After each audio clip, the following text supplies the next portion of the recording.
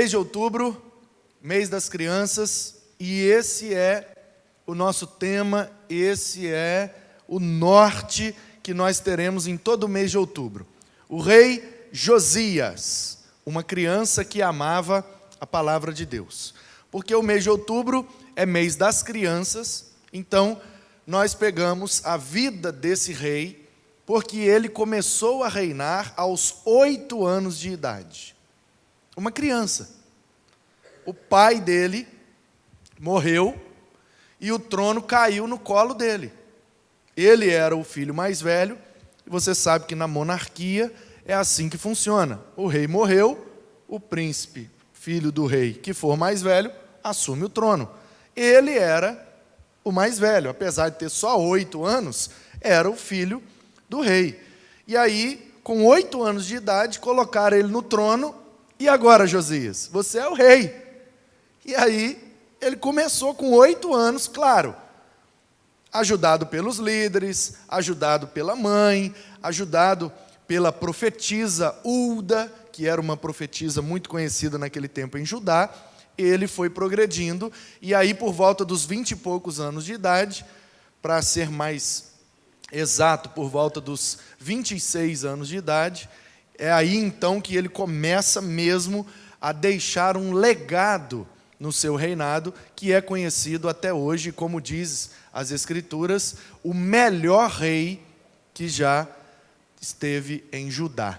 O melhor rei de Judá, o melhor rei que já passou ali naquele lugar, depois de tantos reis, e depois que o reino se dividiu em Reino do Norte, Reino do Sul, Israel com capital Samaria, Judá com a capital Jerusalém.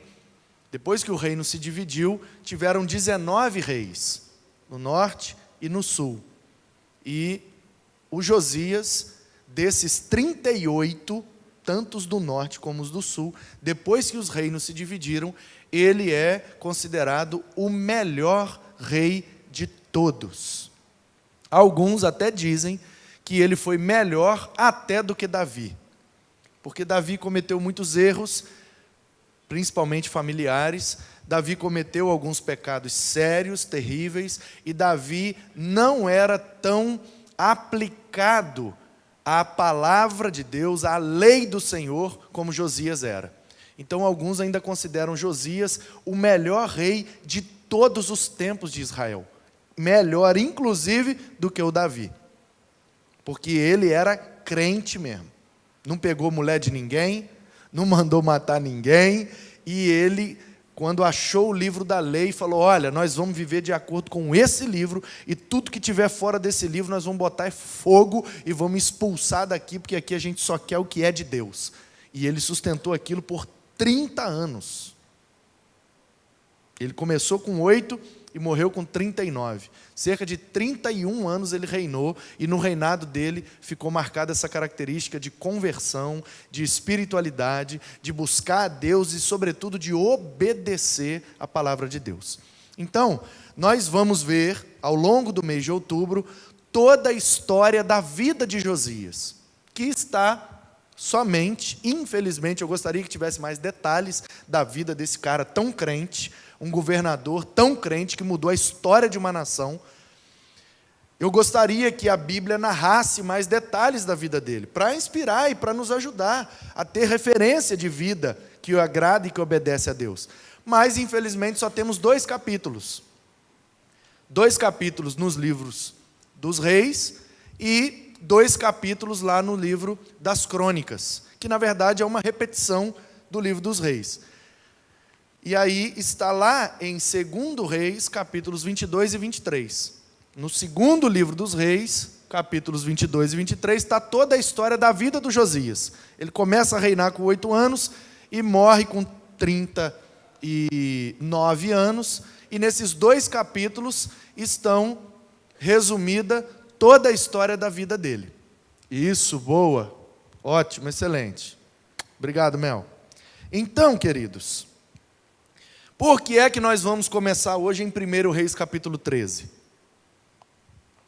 Pensa comigo. Se o mês de outubro nós vamos estudar e aprender lições preciosas da vida de Josias, E a vida de Josias está no segundo livro dos reis, capítulos 22 e 23. Por que é que a gente vai começar no primeiro livro dos reis, capítulo 13? Exatamente por causa do título da mensagem de hoje. O tema do mês é esse aí, Rei Josias, uma criança que amava a palavra de Deus. Mas a cada culto nós teremos alguns títulos que se referem àquela passagem específica da vida do Josias. E o título da mensagem de hoje é o Rei Josias, a promessa de uma criança que amava a palavra de Deus. A profecia de uma criança que amava a palavra de Deus. Porque 300 anos antes de Josias nascer, Deus levantou um homem, um profeta, infelizmente não sabemos o nome dele, mas sabemos que ele era um homem de Deus, corajoso, que saiu lá de Judá, da parte sul da Palestina, lá dos arredores de Jerusalém, e subiu para a divisa. Na divisa de Judá com Israel, tinha um lugar que recebeu esse nome por causa da experiência que Jacó teve ali com Deus, e o nome do lugar é Betel. Fica bem perto da divisa de Judá com Israel, mas já pertencente a Israel. E ali em Betel eles tinham altares de idolatrias a outros deuses, a imagem de esculturas. E vários sacerdotes desses deuses entre aspas, com D minúsculo, porque na verdade são ídolos, de Deus não tem nada, porque só existe um Deus vivo e verdadeiro, mas lá eles adoravam aquelas esculturas, aquelas imagens, ídolos, idolatria pura. E esse profeta, sangue no olho, corajoso, sozinho, chegou lá, no meio daqueles altares, no meio daquele monte de ídolo, no meio daquele monte de sacerdote e profeta idólatra, e disse assim, ó, Deus vai levantar um homem. E nos dias desse homem, isso tudo aqui vai ser destruído. E outra, os ossos de vocês que estão fazendo essa idolatria, profanando o nome do Senhor, vão ser todos queimados. E o rei do norte, o rei lá de cima, que era o maior idólatra de todos, que estava inclusive promovendo aquela idolatria, o tal do Jeroboão, ficou zangado. Quem é esse cara para vir lá de Judá, lá do sul, e vir aqui falar na minha cara e na cara dos meus sacerdotes aqui, dos meus profetas, que é isso? Que desrespeito é esse? E aí o profeta ousado vira para o altar e diz assim, altar, altar. Tá, e senta a profecia, o altar racha. Vrá! Aí a galera já, eita, o cara não está de brincadeira não. Aí o Jeroboão fica mais bolado ainda e fala, prendam ele, e aponta a mão, prendam ele. No que ele aponta a mão dele resseca, e ele fica aleijado de uma mão. Ele, ai, solta minha mão, e o profeta só olhando, ele, manda soltar, manda o seu Deus soltar, faz alguma coisa, ai minha mão, ai, eu te pago o que você quiser. O cara é homem de Deus, velho. O cara vira e fala assim, nem que você me desse metade de toda a sua riqueza. Isso é para você saber que só há um Deus em Israel. Isso está na Bíblia, conhece essa história? Então lê comigo, 1 Reis capítulo 13, olha o que é que diz aí. Eis que, por ordem do Senhor, olha só, é Deus que está mandando. Meu irmão, quando Deus mandar, fica tranquilo, tá? Quando Deus mandar, fica tranquilo. Por mais que a gente não entenda, fica tranquilo que Deus sabe o que faz. Por ordem do Senhor, veio de Judá, parte sul, a Betel, esse lugarzinho que fica bem perto da divisa, mas já pertence a Israel, um homem de Deus. E Jeroboão, que é o rei do norte, estava junto ao altar para queimar incenso. Clamou o profeta contra o altar, por ordem do Senhor, e disse, altar, altar, assim diz o Senhor, eis que um filho nascerá à casa de Davi. Onde é a casa de Davi? Judá. Davi é da tribo de Judá. Davi é de Belém, uma cidade de Judá. Então, quando se fala casa de Davi, está falando do sul, Judá, Jerusalém, Belém, falando daquela região.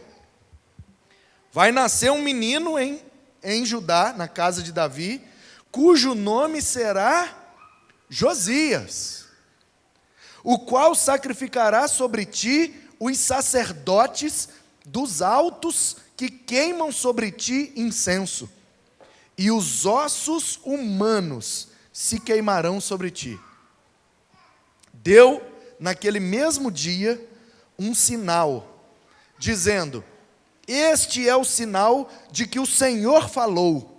Eis que o altar se fenderá e se derramará a cinza que há sobre ele. Tendo o rei ouvido as palavras do homem de Deus que clamara contra o altar de Betel, Jeroboão estendeu a mão de sobre o altar, dizendo: prendei-o!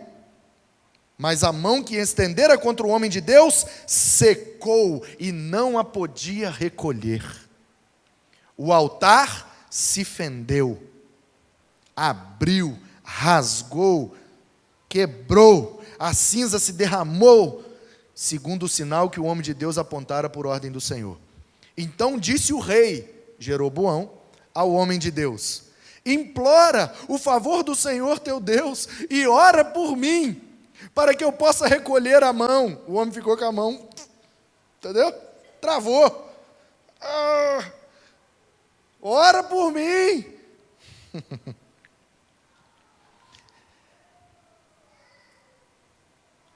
Então, estou no final do verso 5.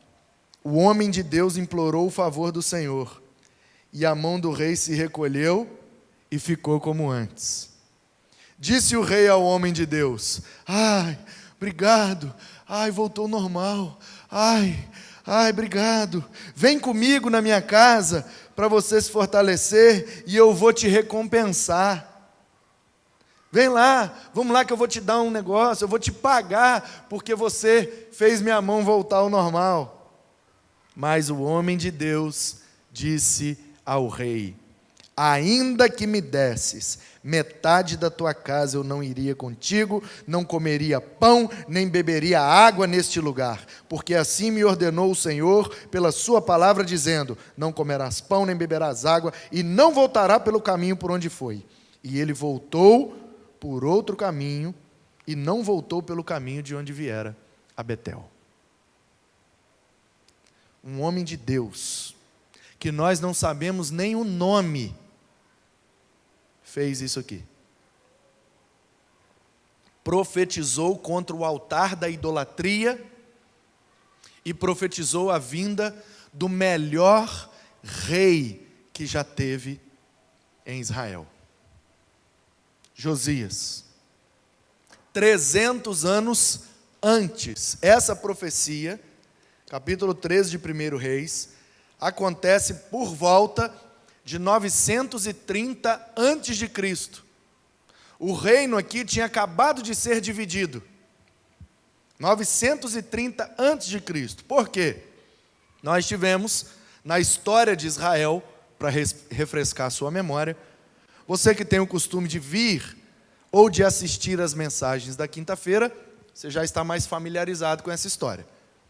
Então, o povo de Deus, em Abraão, que é tirado lá de Ur dos caldeus, é levado para essa terra chamada Canaã, ou Palestina, que é aquele território ali banhado pelo mar Mediterrâneo, que o sul faz uma divisa ali com o Sinai, com o Egito, e a parte de cá, em cima tem a Fenícia, a Síria, do lado de cá, acima temos a Assíria, a Média, a Pérsia, a Babilônia, e temos ali Amon, Moabe e aqueles outros povos, e no canto do mar, na faixa de Gaza, os filisteus. Pois bem, aquela terra ali que foi prometida a Abraão, essa promessa foi passada por Isaac, foi passada por Jacó. O Jacó passou a se chamar Israel, por isso que aquele lugar também se chama Israel. Então esse nome Israel, ele se confunde na Bíblia, porque ora ele significa o nome do homem, ora ele significa o nome de todo o povo, os descendentes daquele homem, ora ele significa só o reino do norte, depois da divisão dos reinos, cuja capital era Samaria, com o reinado iniciando em Jeroboão. Então você precisa estar esperto e atento na leitura da Bíblia, porque às vezes Israel é só o Jacó que mudou de nome, às vezes o Israel é toda a descendência daquele homem que estava nas 12 tribos, dos 12 filhos daquele homem, às vezes Israel significa só a parte norte das 10 tribos do norte, que se dividiu do sul e passou a se chamar Nação de Israel, com um rei e uma capital diferente do sul. Então, o Abraão, está acontecendo alguma coisa aqui. Ah, tá. Tomei um susto. Então, o Abraão foi chamado lá de Ur dos Caldeus, Caldeia, onde depois veio a ser a Babilônia. Foi levado para aquela terra, e ali ele recebeu a promessa. Pode olhar tudo aí em volta, Abraão. Tudo isso eu vou te dar, cara. Vai ser dos seus descendentes. E ele não tinha nem filho. Mas ele era crente, e Deus cumpriu na vida dele, e aí essa promessa passou para Isaac, passou para Jacó, que virou Israel, e aí passou para os 12 filhos. Um desses filhos, você conhece a história, o José, foi para o Egito, vendido como escravo. Lá ele passou poucas e boas, aliás, muitas e boas, mas ele chegou à posição de se tornar o governador daquele lugar, e aí, como governador, passou a se chamar Zafenate Paneia. O mundo ao redor do Egito teve fome, passou por uma seca muito grande, e como ele desvendou o sonho do faraó, eles estocaram comida, e todo mundo que tinha fome foi obrigado a vir comprar comida do Egito. O Egito, que já era poderoso, se tornou um império, porque vendeu a comida no preço que quis, e aí ganharam muito dinheiro e faziam filas e filas de gente vindo comprar comida no Egito. Numa dessas filas, vinha lá uns barbudinhos, e o Zafenate Paneia, governador do Egito, agora já importante, rico, com a vida transformada, está tudo certo. Ele percebe que na fila tem uns barbudinhos lá que parecem com os irmãos dele, os mais velhos, Rúben e Simeão. E aí ele olha na fila e pergunta: ei, vocês são de onde? Ah, nós somos lá daquela região, assim, tal. O pai de vocês está vivo ainda? Não, ele está vivo, está bem velhinho, mas está vivo. Ah, que legal, tal. Então, tem como vocês voltar lá e trazer o pai de vocês? Que eu posso dar um desconto na comida e tal. Ele dá lá um chaveco, porque ele está interessado no pai, porque ele era o filho preferido do pai. E ele fez a capa colorida, que gerou inveja. Aí ele teve um sonho, que gerou mais inveja. Os caras bateram, venderam ele como escravo, jogaram ele no poço, aquela coisa toda.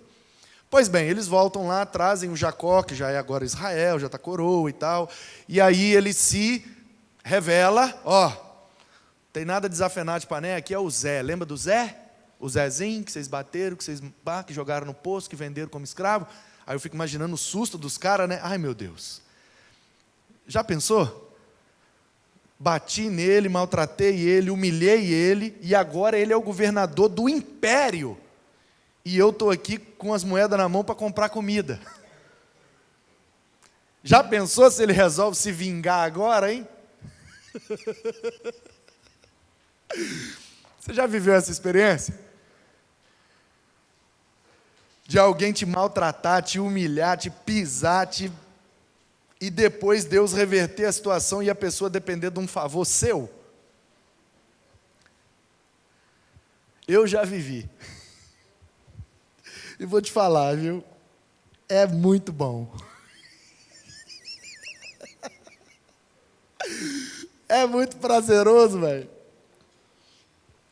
Quando você está no centro da vontade de Deus e imita o José, respondendo com o perdão, lógico, é mais prazeroso ainda. Vou te contar rapidinho o que aconteceu comigo. Posso contar, não? O pessoal está reclamando que o culto está terminando muito tarde, é porque eu falo muito. Aí se eu for contar a história, então vai acabar. Então, enfim.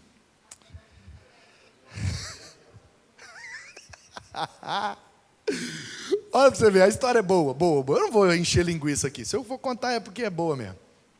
Você sabe, eu fui criado lá em Minas, cidadezinha chamada Tombos e tal. Eu tinha 9 anos de idade, mas eu já era o diabo louro, né?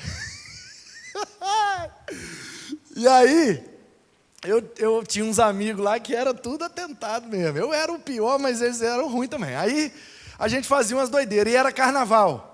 Carnaval, e eu desfilava em escola de samba, e bloco, e tudo doideira.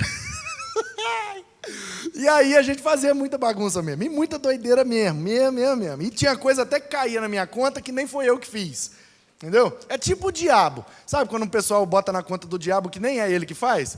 A pessoa compra o que não pode pagar, toma uma decisão errada, quebra a cara, é o diabo que está furioso. Aí eu fico imaginando o diabo olhando e falando, não, isso aí não tem nada a ver não.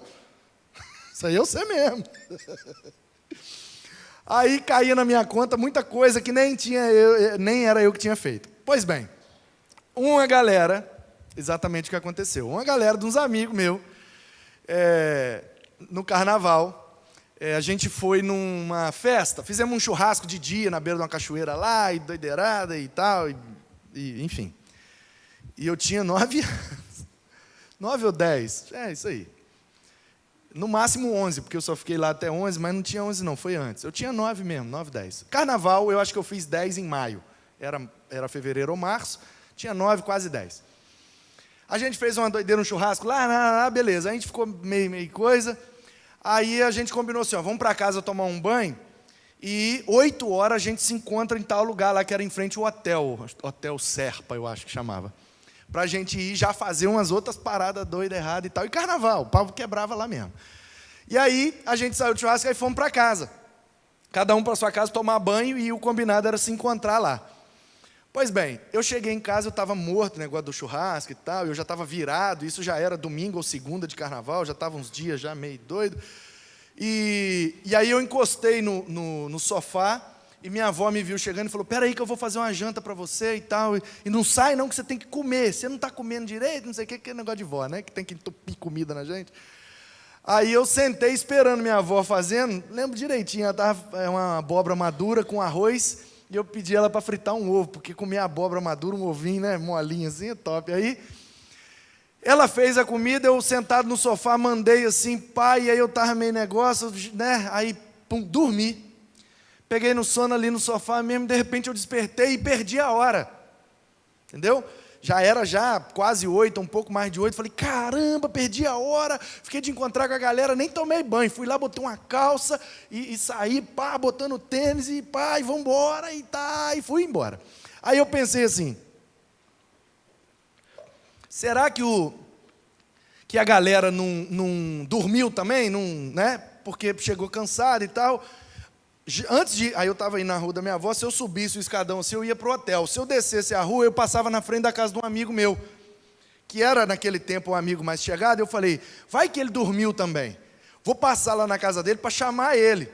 Se a mãe dele falar que ele não está lá, então ele está lá no hotel, eu subo rapidinho e encontro ele. Aí eu virei a rua e estou descendo para Beira Rio, porque lá só tem 2 ruas, entendeu? Uma que vai, outra que volta, e a Beira Rio. A cidade é assim, vai ali, acabou. E aí tem a rua de cima da negócio, beleza. Aí eu desci para Beira Rio, para passar na casa desse amigo meu. Quando eu virei, estou descendo a Beira Rio assim, Beira Rio mesmo, tudo escuro, beira do rio, algumas casas e tal. Tinha um negócio assim chamado Emater, que é negócio do meio ambiente lá de Minas, negócio de agricultura. É um negócio grande e tal, e tinha um corredor assim que ia lá na beira do rio mesmo. E a galera usava aqueles fundos da Emater para fazer uns trem lá, meio coisa. Beira do rio e carnaval, entendeu, né? Pois bem, eu virei a rua. Quando eu virei a esquina para ir para a casa desse amigo meu, passei na frente da Emater. Quando eu virei a esquina, veio um galerão, liderados por um cara, que era meu brother, bagunceiro pra caramba, que hoje, inclusive, é até pastor lá. Converteu, foi seminarista, assumiu uma congregação agora lá na cidade, lá perto. Aí ele veio correndo na frente, e aí, brother, beleza? Ele bateu na minha mão e correu.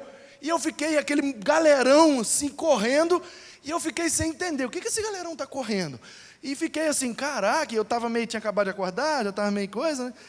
Aí eu fui para a casa do João Paulo, passei na porta da tal da Emater. Quando eu passei no corredor que ia lá para trás, que fazia as bobiças, uma mão surgiu do nada, assim, ó, e eu tinha um cabelo grande, acredite, pegava aqui assim, uma mão surgiu do nada e juntou no meu cabelo, E eu, ei! E me puxou lá para trás da Emater, e eu não conseguia ver nada, eu só sentia soco e chute e tamancada.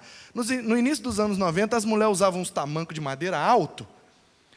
A mulher me dava umas tamancadas na cabeça. E bem, aqui chegava, e soco, e tapa, e chute. Eu, gente, está acontecendo? Porque assim, eu devia muito na praça, eu já tinha feito ruindade com muita gente, a qualquer momento eu podia sofrer. Então eu ficava tentando entender quem é que está fazendo isso, é do quê, e tentando me defender e nada. E aí o cara juntou meu cabelo e saiu comigo da Emater e foi pela rua, falando, eu estava doido para te pegar mesmo, rapaz, era você mesmo que eu queria, e não sei o quê, e não sei o que lá. E eu tentava olhar para ele, e ele virava meu rosto para frente, não olha para mim não, e tal. E o cara, ele era carcereiro, é o que a gente chama hoje de agente penitenciário, ele trabalhava na cadeia lá de Tramos. E estava acostumado a lidar com preso. E ele pegou um menino de 9 anos, 10 anos, e eu era desse tamanhozinho, magrelinho, cabeludinho. Ele deitou e rolou, gente. E a mulher, aí depois, bem depois, eu fui descobrir o que aconteceu. Aquela galera que veio, eles estavam lá na Beira-Rio para fazer uns trem errado lá. Carnaval, negócio de cheirinho da loló, lança perfume. E ouviram um barulho. No que ouviram um barulho, foram lá quietinho e viram que o rapaz estava fazendo bobiça com a dona lá. E aí jogaram pedra. Molecada, doida no carnaval, jogaram pedra para atrapalhar a bobiça da dona. A dona ficou braba. E a dona era uma morena assim, bem grandona. Essas morenonas do braço grossão assim, sabe? E ficou brava. E veio para cima dos meninos de tamancada, os meninos correram. Nem me avisaram. Eu estou indo lá chamar o meu amigo desavisado, me pegaram como se é você, né, que estava jogando pedra, que estava liderando aquele bando, é você que é o líder, é você, e eu não sabia de nada, e a mulher me dando tamancada, e ele me dando chute, soco na costela, e vamos para a delegacia, e você vai dormir na delegacia hoje para largar de ser bobo. Te dá uma lição para você aprender. Você gosta de bater nos outros? Você gosta de roubar a casa dos outros? Você gosta de fazer isso, fazer aquilo, não sei o quê? Você gosta de... e eu tinha tido uma briga com um sobrinho dele, eu tinha machucado o menino. Gente, o homem estava me levando para a delegacia, eu tinha 9 anos de idade, carnaval, 8 e pouca da noite, mas a cidade é uma bagunça, aquele monte de bloco, aquele monte de escola de samba, aquela bagunçaiada, cidadezinha do interior de Minas, carnaval virou uma doideira. O homem está indo comigo para a delegacia, e aí ele virou a esquina, eu falei, e parei até de sentir dor, porque ele ia passar na frente da casa da minha avó. E quando eu saí, eu vi que os meus 3 tios, tudo do meu tamanho, o mais fraco é igual eu, sentado tomando uísque, desde cedo. Aí quando ele pegou a reta, que eu falei, vai passar na frente da casa da minha avó, meus 3 tios, eu comecei a rir. E ele me batendo e eu ri, você está rindo, moleque? Esse menino tem um diabo no corpo. Esse menino é o diabo, louro, como é que pode estar rindo? E eu rindo, porque eu já sabia. Eu falei, quando chegar lá perto eu só vou dar um grito, me salva. Foi dito e feito. Ele era forte, carcereiro, mas ele era baixinho. Gente, meus 3 tios levantaram. O mais velho, que era o mais forte, só gritou assim, ó, larga o Manu! E ele tomou um susto, abriu a mão, eu soltei dele, entrei atrás do poste, e só vi por detrás do poste, assim, ó, sabe um trator passando? E ele ficou lá no chão. Aí eu fui lá ainda e subi correndo, e me escondi no quarto lá, e fiquei quieto, falei, deu ruim, deu muito ruim, e fiquei quieto lá, e nessa noite eu nem saí. Aí o pau quebrou, avisaram minha mãe, não sei o quê, e foi aquela confusão na cidade, e bateu, e vai justiça, e não sei o que lá, e o cara é carcereiro, ligado com polícia, e meus tios meio doidos, e todo mundo meio negociado, e o negócio não foi bonito não. Pois bem, passou-se o tempo. Aí meu tio teve uma conversa com ele no dia seguinte, foi lá na casa dele, olho no olho e tal, e o negócio é o seguinte, nós vamos embora e o menino vai ficar aí, ele mora com a mãe dele, e eu quero avisar o seguinte, eu te conheço, você me conhece, você sabe como é que nós somos, então assim, não mexe com o menino não, Entendeu? Se ele vir numa calçada, você pula para outra e tal. Porque se alguma coisa acontecer com esse menino, nós vamos voltar aqui. E aí, meu irmão? Enfim, ele conhecia meus tios e respeitava muito, porque meus tios, na época deles lá também, fizeram muita coisa, e o pessoal tem um certo medo e respeito. Não mexeu mais comigo. Não mexeu mais. Passou uns 2 dias, eu estava indo na casa da minha avó com minha mãe de bicicleta. Minha mãe viu ele assim, sentado na porta da delegacia. Minha mãe, parou a bicicleta na frente dele e fez assim, ó. E cuspiu um catarro na testa dele. Pá! Escorreu assim, ó. E ele estava com 2 polícias do lado e um preso sentado na calçada fazendo um cesto de bambu. Que os presos faziam uns negócios de bambu lá para vender. O policial, na hora, já meteu a mão na arma e foi assim, ele já segurou o cara e fez tipo, não. Aí minha mãe olhou para ele de novo e... Tá! Escorreu. Mas aquele verde fluorescente. E olhou para ele e falou assim, bate em mim, se você é homem. Vem bater em mim. E ele abaixou a cabeça. Falou nada. E eu parei a bicicleta e falei, nossa Deus, minha mãe é muito doida. E ele não levantou o olho. Ok. Minha mãe se sentiu vingada, eu também. Falei, agora estamos juntos, não vai dar mais nada. Vivi minha vida. Com 12 anos, eu saí de lá e fui embora. São Paulo, morei com meu pai, fui para o Rio, fui para não sei onde, andei de skate, não sei o quê, casei, converti, né? Converti, casei, igreja, seminário, e pai, consagração. E aí, meu amigo, eu estou falando de 20 anos depois. 20 anos depois, eu voltei à cidade para ser o preletor do aniversário de 100 anos da primeira igreja batista de Tombos. E aí fizeram uns cartazes, uns divulgações lá, e espalharam pela cidade. Eu não contei aqui domingo de uma história que eu fui com um amigo meu e levei para comer uma batata frita e tal. Foi nesse dia. Só que naquela ocasião não cabia contar. Agora cabe. Eu chamei esse meu amigo, estou sentado lá esperando vir a batata frita, bendita, que eu tinha pedido, e estava demorando. Aí eu levantei e fui lá no balcão falar com o cara, ei, a batata nossa aí, como é que tá, tal. Quando eu fui, o poste do lado da lanchonete tinha um cartaz assim com o meu rosto. Né? Aniversário da igreja, pastor Manu e tal.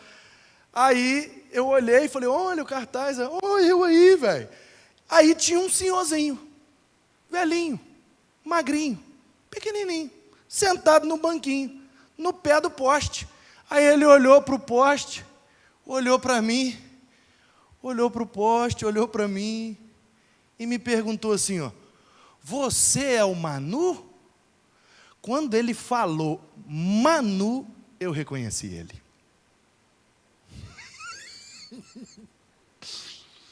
Eu olhei dentro do olho dele e perguntei, e você é o fulano? Aí ele falou, sou. Aí eu estava desse tamanho, gente. E ele, que já era pequeno, mas há 20 anos atrás, tinha seu por volta dos 40, saradão. Agora ele está por volta dos 60. E ainda enfrentou uma doença muito pesada, e ele estava pele e osso. E desse tamanho. Aí ele levantou e ficou aqui em mim. Aí eu botei a mão na nuca dele.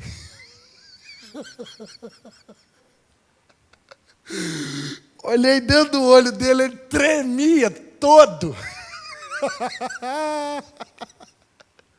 O meu amigo lá da mesa caiu na gargalhada, porque ele entendeu o que estava acontecendo. Agora quero ver, sai dessa. E falava o nome do cara, e eles são cachaceiros juntos, eles se conheciam. Aí eu dei só uma apertada, só de leve, só para ele entender que agora eu tenho quase 2 metros e 120 quilos, entendeu? Que o tempo passou. Aí eu, aí ele, não, calma, que eu quero te falar uma coisa. Aí eu olhei dentro do olho dele e falei assim, você acredita em Deus? Aí ele falou, acredita. Vai falar que não? Acredito. Eu falei, então você agradece a Deus que alcançou a minha vida lá em Volta Redonda. Porque senão hoje você não estava mais vivo. Porque no ano que eu me converti, eu estava juntando dinheiro para comprar uma arma e vim passar o Natal na casa da minha avó e eu ia matar você. Mas eu me converti. E é por isso que você está vivo. E eu quero te convidar, porque eu vou pregar amanhã lá na Igreja Batista. Então você agradeça a Deus que me converteu. Porque senão, meu amigo, você não estava mais aqui. Eu já perdoei você, fica tranquilo, tá? Mas o que eu preciso saber é se você se sente perdoado por Jesus. Se eu fosse você, eu entregava a vida a Jesus. E já que Ele salvou a sua vida através da minha conversão, que você possa ter a vida eterna através da sua conversão. Aceita Jesus para você ir para o céu junto comigo. E ele ficou quieto. E aí eu, para encerrar, dei só uma apertadinha a mais. E falei, por isso que não pode bater em quem é pequeno. Porque quem é pequeno, cresce. E a gente não sabe o dia de amanhã. E não sabe o tamanho que vai ficar aquele que é pequeno. E isso vale para tamanho físico, mas também vale para tamanho social. Às vezes a gente olha para uma pessoa e não dá nada. E humilha ela, e maltrata ela, e faz o que for, o mundo dá volta. E aí, por isso que a gente não pode pisar em ninguém, maltratar ninguém, porque o mundo vai dar volta e lá na frente a gente pode precisar desse alguém. E foi exatamente isso que aconteceu com José e os seus irmãos. Eles vieram para comprar comida, o José falou, pode entrar, e eu não vou dar só comida para vocês, vou dar casa, comida, roupa lavada, 3 milhões por mês, fora o bafo, e pode vir para dentro, e se é da minha família, vai tudo ter direito a todos. Botou a turma para dentro. Como governador, eles viveram uma vida muito boa. Centenas de anos se passaram. O faraó disse, esses hebreus estão crescendo muito aqui dentro. Vamos dar um jeito de diminuir eles. Aí vem aquela perseguição, manda matar os meninos. A dona Joquebede engravida, pega o menino dela, bota no rio. A filha do faraó pega, leva para o palácio. O menino cresce, 40 anos. Aí mata um soldado egípcio para defender um hebreu. Foge para o deserto. Lá Deus fala com ele, mais 40 anos. Ele já está com 80. Ele volta para libertar o povo. Vem as 10 pragas. Vai para o Sinai, alguns meses. Vai para Cades Barneia, 39 anos e alguns meses. Ele já está com 120 anos. Ele morre, o Josué sucede ele, atravessa o Jordão, toma posse de Jericó, e a partir de Jericó toma posse de toda aquela terra que foi prometida para Abraão, e divide em 12 territórios, representando os 12 filhos do Israel, Jacó. Esse povo habita ali, e começa a ser liderado pelos juízes, porque ali naquela terra habitavam povos, ferezeus, jebuseus, cananeus, heteus, girgazeus, filisteus, um monte de gente, tudo com eus. Quando eles tomam posse, aqueles povos eus, vai para os lados, e eles tomam posse da terra. Esses povos que foram para os lados, de vez em quando eles tentam dar um bote para tomar a terra de volta. No que eles dão um bote para tomar a terra de volta, Deus levanta um líder para liderar o povo e fazê-los permanecer na terra. O nome desse líder é Juiz. Por isso, depois do livro de Josué, vem o livro de Juízes, que são esses homens que Deus levanta para manter o povo na terra, para proteger a terra. Gideão, Sansão, Baraque, Jefité e companhia limitada.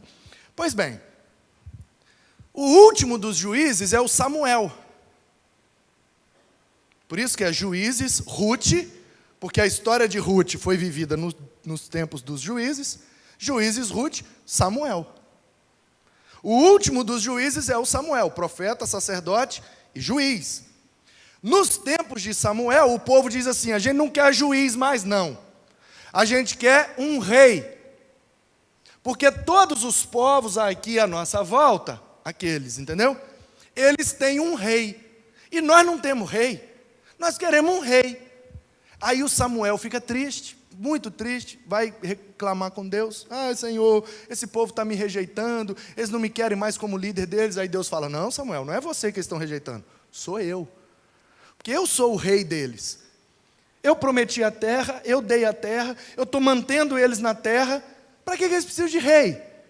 Não é você que está rejeitando, não. Sou eu que eles estão rejeitando. Eles querem um rei? Pode ir lá na tribo de Benjamim, lá tem um moleque bom, alto, forte, bonito. O nome dele é Saul. Pode consagrar ele e dar ele como rei. Aí o Samuel vai lá, o Saul, primeiro rei de Israel. 40 anos.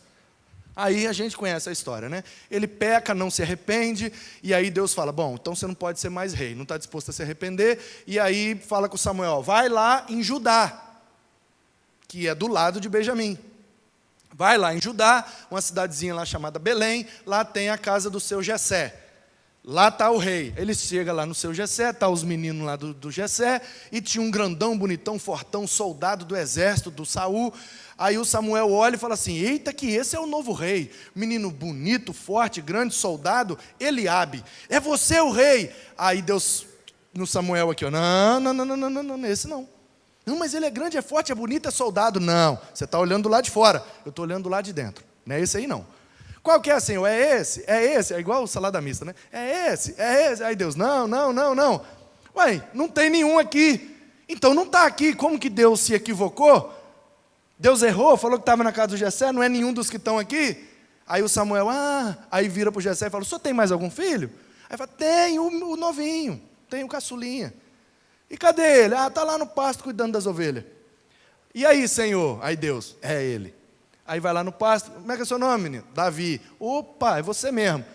Pluf, joga o óleo na cabeça dele e fala: você é o novo rei de Israel. O menino: hã? Eu? É você. Mas eu sou o menorzinho, pequenininho, né? É assim mesmo que Deus gosta. Aí, o Saul entra na batalha lá, e tão envergonhado que estava, e tão em crise que estava, já estava endemoniado há muito tempo. Aí ele pega a própria espada, e pum, e se mata, e acabou Saul. No que Saul sai de cena, ele já tinha perseguido Davi, já tinha, né? Porque o Davi já tinha matado Golias, já tinha tirado onda, e o povo cantava, né? Saul matou milhares, Davi 10 milhares. Aí o Saul foi ficando com inveja, foi ficando coisa, e pai, vou matar esse menino. Ele fugiu, e casou com a filha dele, mas fugiu, separou, nananana. Aí ele teve como matar o Saul, mas não matou, porque ele falou: você ainda é o rei, eu vou respeitar seu reinado, vou esperar o momento que Deus tem para mim. Não adianta eu tomar o seu reinado, o momento certo de Deus é que vai ser bênção. Aí o Saul morre, ele assume o trono mais 40 anos. No que ele assume o trono e está reinando lá, ele faz a capital Hebrom, depois ele vai para Jerusalém, aí tem um palácio, tem uma sacada bonita, ele chega lá de manhã, vê uma dona bonita tomando um banho lá embaixo, ele fala: quem é aquela dona lá? É Batseba, manda trazê-la aqui. Aí trouxeram: ei, dona, você é bonita, eu vi você tomando banho lá embaixo e tal, e tal. É, mas eu sou casada, e o meu marido é até soldado do seu exército, está lutando na guerra lá e tal. Aí fala: não, menina, mas que é isso? Mas você é muito bonita para ser uma mulher de soldado, você é muita areia para o caminhão dele, e não sei o quê, olha aqui no palácio, tudo que eu tenho, e não sei o quê, e não sei o que lá, e vapo na dona. Aí o Urias, tadinho, voltou da guerra, né? Pegou a minha mulher, pum, mandou matar ele, e ficou com a mulher. Aí a mulher engravidou. Aí o menino morreu. E aí o profeta Natã vai lá e fala assim: meu rei, o negócio é o seguinte: esse menino morreu por culpa sua, você cometeu pecado, você pegou a mulher do cara que não era para pegar. Aí conta a história lá da ovelha e tal, ele cai de cara no chão, se arrepende daquele pecado, clama ao Senhor para salvar a vida do menino, não tem jeito. Deus perdoa o Davi, mas a consequência do pecado ele é obrigado a experimentar.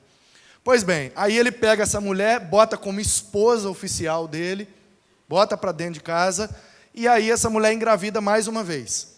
Dessa segunda gravidez vem o Salomão. Quem está me acompanhando diz amém. É Bíblia, né, gente? É Bíblia que nós gosta? Então tá. Aí a mulher engravida de novo, nasce o menino, ele fala: eu vou dar o nome desse menino o pacificador. Porque eu estou precisando de um tempo de paz aqui em casa. Muita briga, muita confusão. E aí chamou o menino de Shalom. O pacificador. Shalom é paz, Shalom, aquele que traz a paz. E aí Salomão é o caçula. E aí o Davi morre, ele tem uns filhos mais velhos, inclusive o Absalão, que é o mais velho, tentou tomar o trono antes da hora, mas se deu mal. E aí Davi, depois de reinar 40 anos, quem começa a reinar é o Salomão. E aí Salomão reina por mais 40 anos. Então, se você está acompanhando a história, o Abraão tem os descendentes, vai para o Egito, sai do Egito, toma posse da terra, vem os juízes, vem os reis. Saul, 40 anos, Davi, 40 anos, Salomão, 40 anos. Salomão morreu. Aí o Roboão, entendeu? O Roboão é um filho de Salomão, mais velho, que tem direito a assumir o trono agora. Lá em Jerusalém, rei de Israel.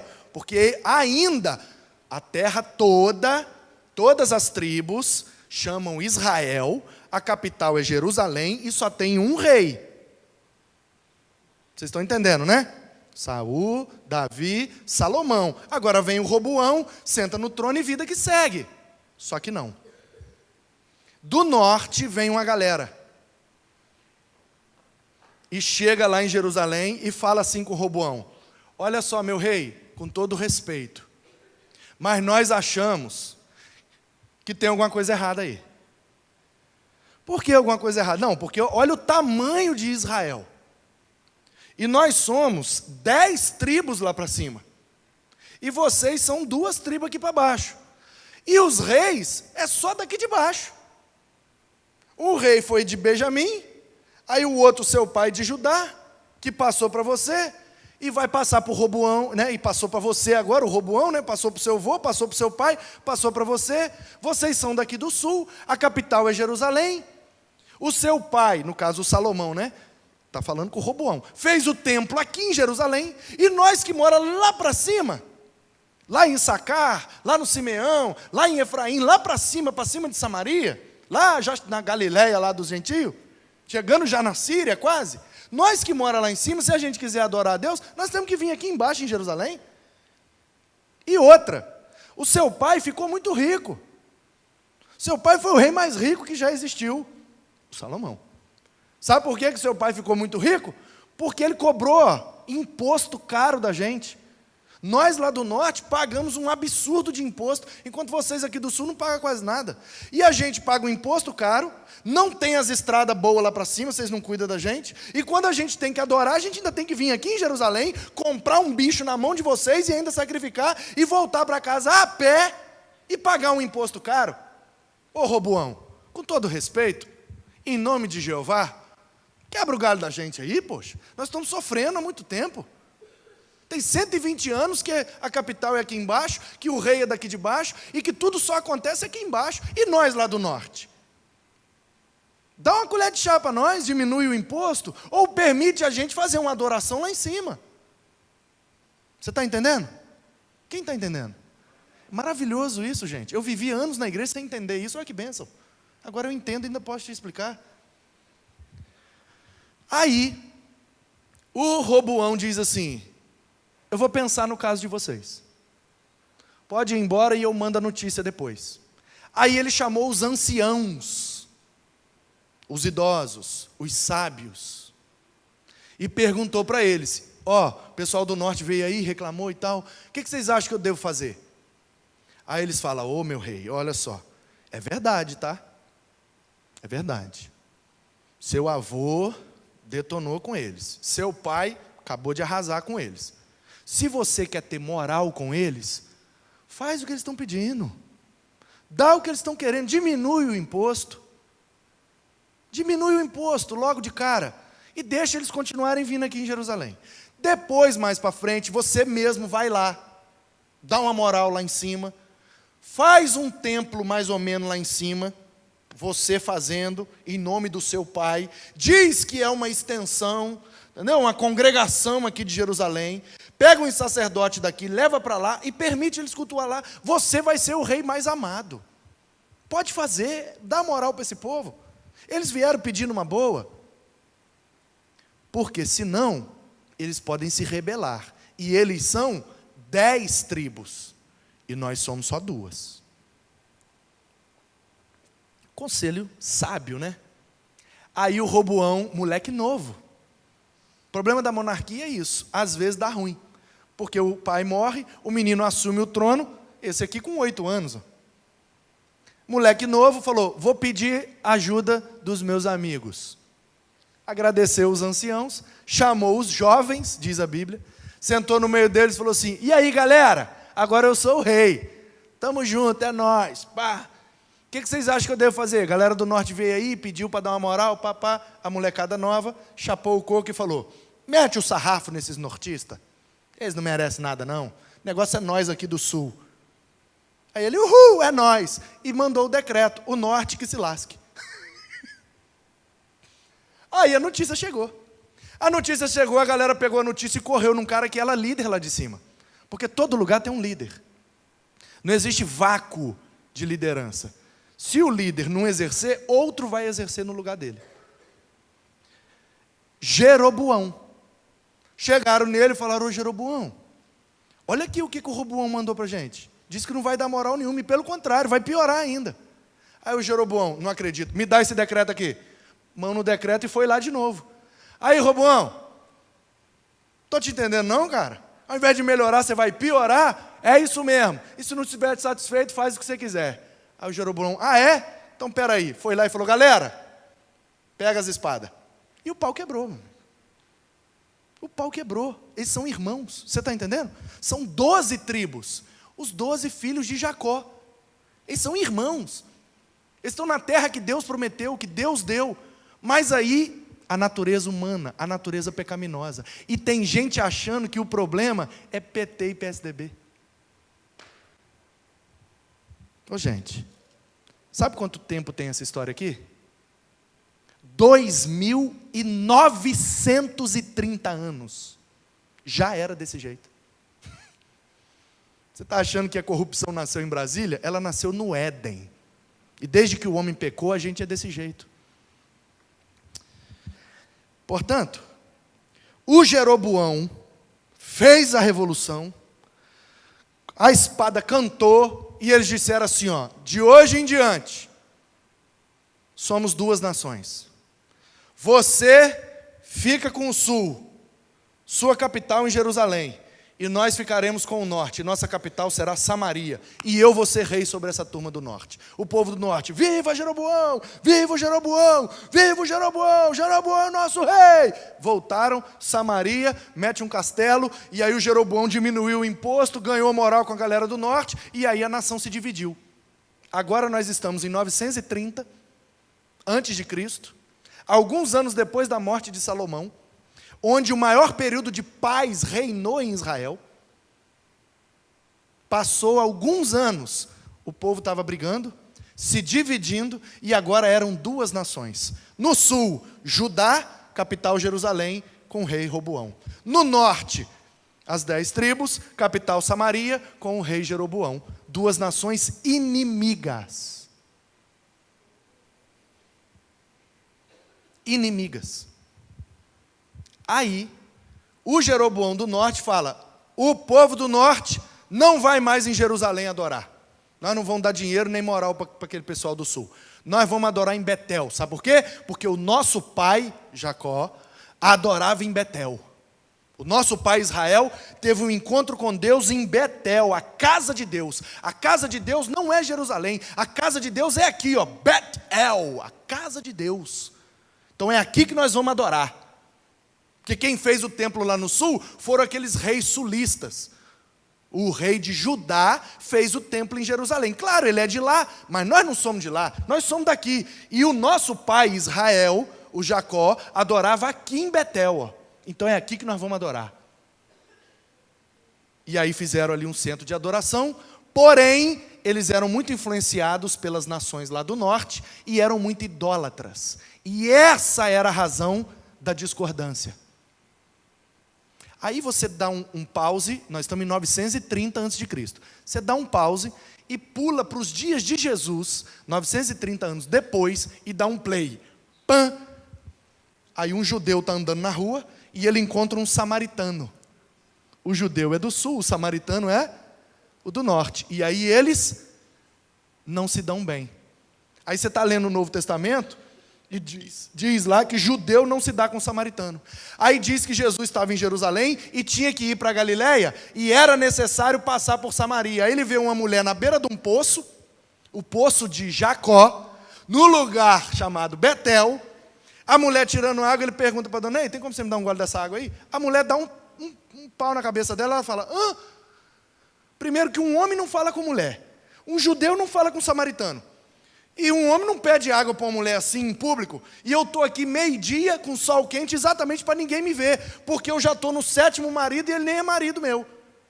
E eu sou discriminada pela sociedade. Aí vem um cara que é mestre lá em Jerusalém, o cara é rabino, o cara tem discípulos, o cara sabe tudo, dá aula para os mestres, o cara é homem, é judeu, e ele está falando comigo, uma mulher samaritana, prostituta.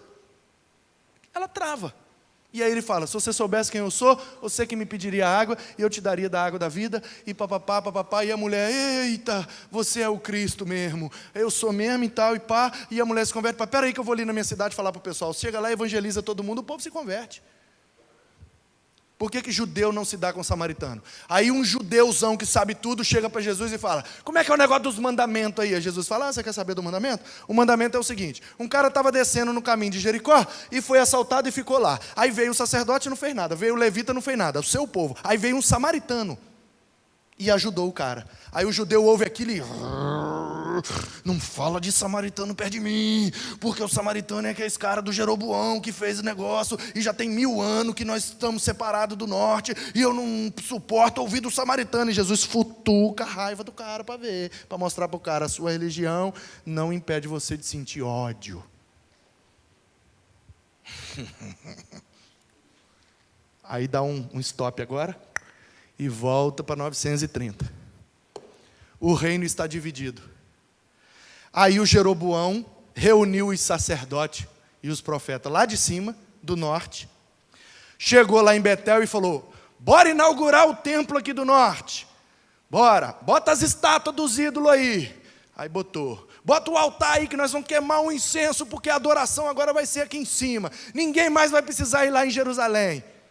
Aí Deus pega um cara lá de baixo. Você leu comigo no texto aí, ó. Eis que por ordem do Senhor veio de Judá a Betel. O cara saiu lá do sul e foi lá no norte. Você está entendendo o drama da história? O rei Jeroboão, todo inflado, porque ele tem 10 tribos agora do lado dele, e ele está fazendo a adoração em Betel. Eles estão independentes agora de Judá e de Jerusalém. Aí o profeta chega e fala assim: ó, tá tudo errado, hein? Tá errado, hein? Vocês estão na rebeldia, vocês estão na rebelião, e para saber que Deus não está se agradando, altar, vrá! Aí o povo: eita! Aí o Jeroboão, infladão, né? Prenda ele! Ai, minha mão, não sei o que, ora aí. O cara: aí volta ao normal: eu vou te dar um dinheiro, não quero nada de você. Só para você saber que Deus não está se agradando. Vai nascer lá em Judá, o Roboão não mandou bem, não acertou com vocês mesmo não. Mas vai nascer um menino lá, e o nome dele vai ser Josias. E ele vai acabar com tudo isso que vocês estão fazendo. Aí se passam 300 anos. O Josias é o 16º rei. Ele está 15 gerações depois do Roboão. 300 anos depois.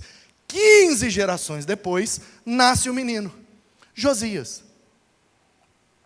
Cujo nome significa Deus sustenta. Deus sustenta. Yosha. Que aí translitera fica Josias. Então, um menino de 8 anos de idade, sustentado por Deus, nasce para reformar, reavivar, limpar da rebeldia e da idolatria a nação que estava corrompida há 300 anos. E ele nasce, o pai dele morre, ele tem 8 anos de idade, ele senta no trono e começa, e aí um belo dia ele diz assim: e o templo? O que nós vamos fazer com o templo aqui de Jerusalém? Aí o pessoal: não, meu rei, mexe com o negócio de templo não. O templo está funcionando, o povo vai lá, sacrifica, tal, entrega o dízimo, está tudo beleza. Mexe com o templo não, ele não, precisamos dar uma guaribada, dar uma reformada. Já tem mais ou menos uns 400 anos que meu tataravô construiu ele está precisando de uma reforma. Vamos dar uma reforminha lá no templo? Aí ele chama o sacerdote e o Quias e fala, bora lá ver o que está precisando. Aí o cara chega lá e fala, está precisando daqui de um retoque, está precisando ali de não sei o quê, está precisando ali de não sei o que lá. E aí o cara começa a mexer para reformar, vê quanto dinheiro que tem aí. Aí o cara pega as moedas lá e leva, tem uma mixaria aqui. Ele fala, não, nós vamos inteirar uma beirada e vamos fazer uma obra boa aí, porque o templo tem que estar bonito, porque Deus merece o melhor, e parará, e pererê, e bababê. Aí começa a mexer, e esse quartinho aqui? O que é esse quartinho? Vai mexer no quartinho, o cara, eita, o que é esse rolo aí? Não sei, vamos ver. No princípio criou Deus os céus e a terra era sem forma e vazia, e aquele rolo era a lei do Senhor, que estava esquecida lá. Ninguém lia mais Bíblia, ninguém fazia mais a festa da Páscoa, ninguém mais adorava o Senhor do jeito que foi orientado na lei do Senhor. Por que veio a rebeldia? Por que veio a idolatria? Por que veio a divisão? Por falta de Bíblia.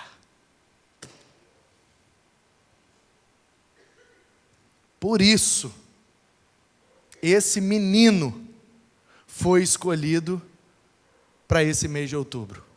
Porque apesar de ser uma criança, promoveu uma grande revolução santa em Judá, que também refletiu em Israel.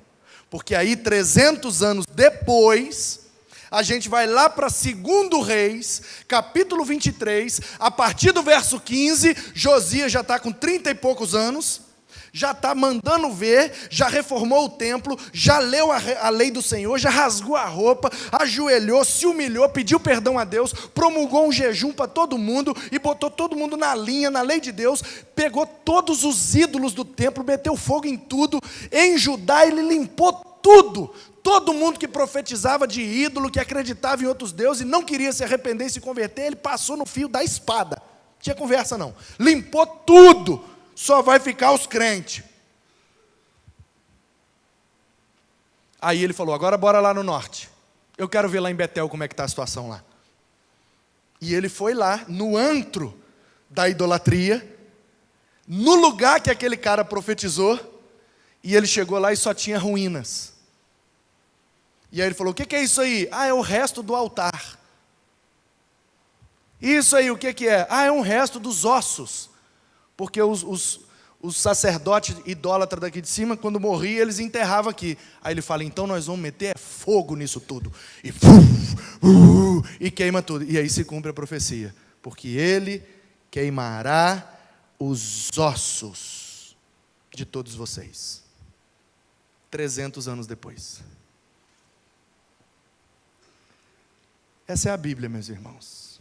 Essa é a palavra de Deus. Quando Deus fala, Deus cumpre.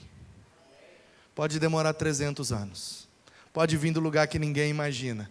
Pode ser do jeito mais mirabolante e impossível. E é por isso que nós queremos ter essa característica desse menino. Nós queremos amar a palavra de Deus. Porque ainda que demore milênios, Ele vai cumprir tudo que nos prometeu. Que Ele te abençoe, em nome de Jesus.